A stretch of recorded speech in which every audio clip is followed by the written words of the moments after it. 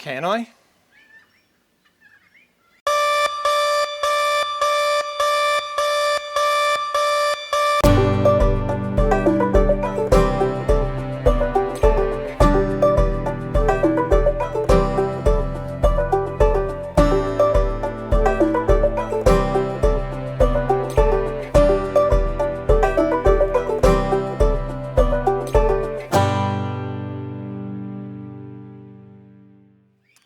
So I invested in a Canular Pro Canning Machine. The reason I've done this is just so that when I get down towards the end of a keg and I need that keg to put another brew in, I can throw it into a can. I don't have a lot of bottles. I don't have a lot of those PET bottles. Most of them are taken up at the moment with my Coopers. I've got a keg in here at the moment with a litre or two of porter in there, and in order to get that keg back, I could just throw it into 4 of these 500ml cans, throw it in the fridge and keep it for later. Easy peasy. And the other thing is that I want to start sharing some of these beers that I'm making around, hand them off to family and friends, get their opinions on them, see if they think I'm on the right track with my brewing, see if they like them. I don't really want them to blow smoke up my coit. I want them to give me an honest opinion. So, yeah, canning is the easiest way to do that. Now, there is quite an investment in the Canular Pro. The cost per can is pretty cheap, but you can't reuse them. The cost for PET bottles is a little more expensive, but you can reuse them.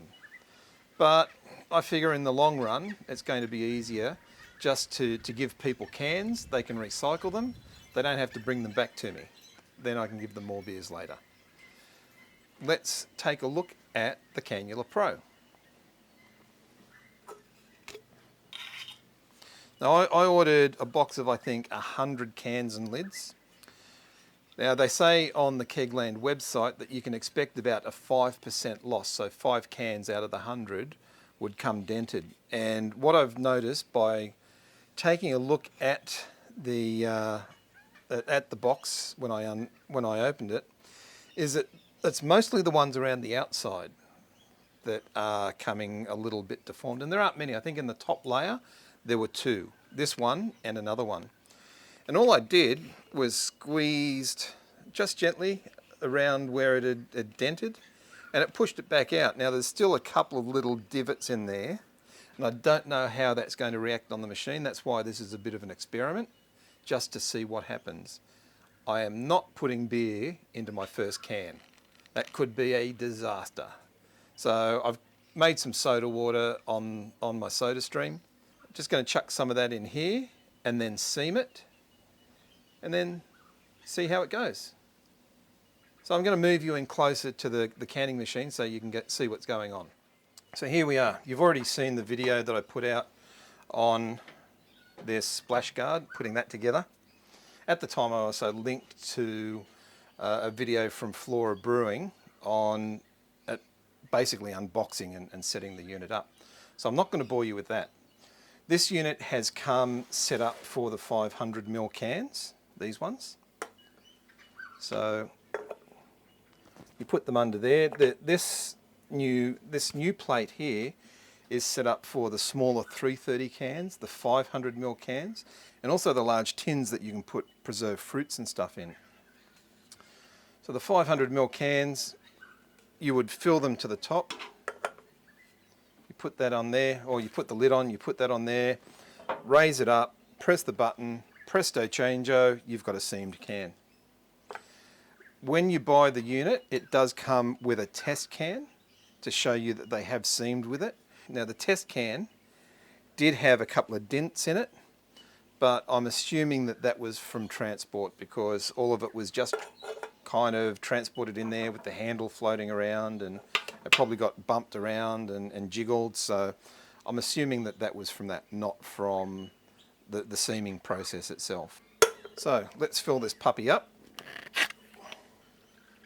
Now I do also have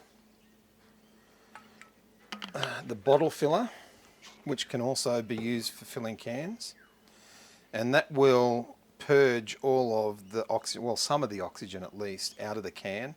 It's got, and I'll show a video on that when I get that set up and when I do my first cans on the machine. But you can purge the oxygen out of there and then fill the can up. You'll have a little bit of foam. So with the soda water, there's no foam created. So we're going to get a little bit of spillage. But when you're filling the bottle up with beer, there'll be a little layer of foam on top. You put your lid on, and some of the foam will push out. You put your can on the machine, splash guard down, press the button. I haven't read the instructions on this, but from what I understand and from what I've seen, you press the button to put it into kind of like an auto mode. You'll have just noticed a little bit more soda water coming out as I lock that in place, and now we seam.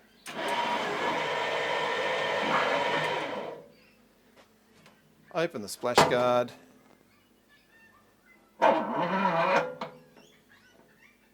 Look at that.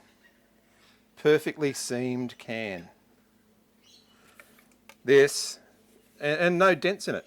So those little dents that were in there before haven't created any issues. So with a bit of luck, I'm not going to lose too many cans. But that is a game changer. So that's it. Just a short one today on using the Canular Pro to seam a standard aluminium can. Aluminium, not aluminum. And that's worked well. The only thing I need to do now is find a supply of stickers that I can use to stick onto the cans and make them a little bit fancy. But that's great. I'm not going to open this now. I'm going to surprise the wife with it later. And yeah, as I always ask, it really helps us out with the YouTube algorithm. If you like and subscribe, leave a comment. The more you interact with us, the more YouTube raises up in the algorithm and shows us to people who may not see this sort of content. So anyway, sludger.